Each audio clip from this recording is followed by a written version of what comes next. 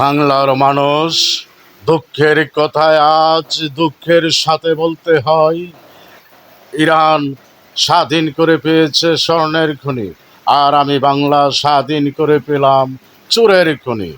7.5 কোটি বাঙালি 7.5 কোটি কম্বল এনেছি, আমার কম্বলটা পাই নাই। আমার পার্লামেন্ট মেম্বার থানায় পর্যায়ে, ইউনিয়ন পর্যায়ে, ওয়ার্ড পর্যায়ে তারাই বুক করে নিয়েছে, আমার জনগণ একটি কম্বলও পাই নাই। আমি যখন পাই নাই, আমার জনগণও পাই নাই। সেই কথা প্রতিবাদ করা থেকে শেখ মুজিবুর রহমান সাহেবকে মেরে ফেলল। আবার এই দেশটাকে মেজর জিয়াউর রহমান ভালোভাবে চালাইতে চেয়েছিল, তাকেও মেরে ফেলল। ভালো মানুষের এই বাংলার বুকে তাই নাই।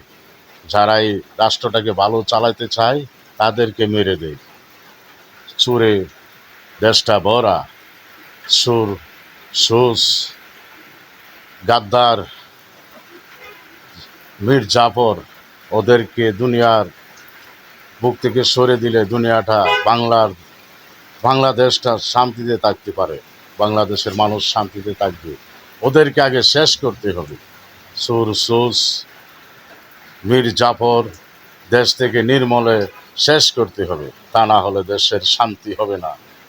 যেমন শেখ মুজিবও মরেছিল, জিয়াউর রহমানকেও মেরেছিল। তারা ভালো মানুষ ছিল, তাদেরকে মেরে দিয়েছে।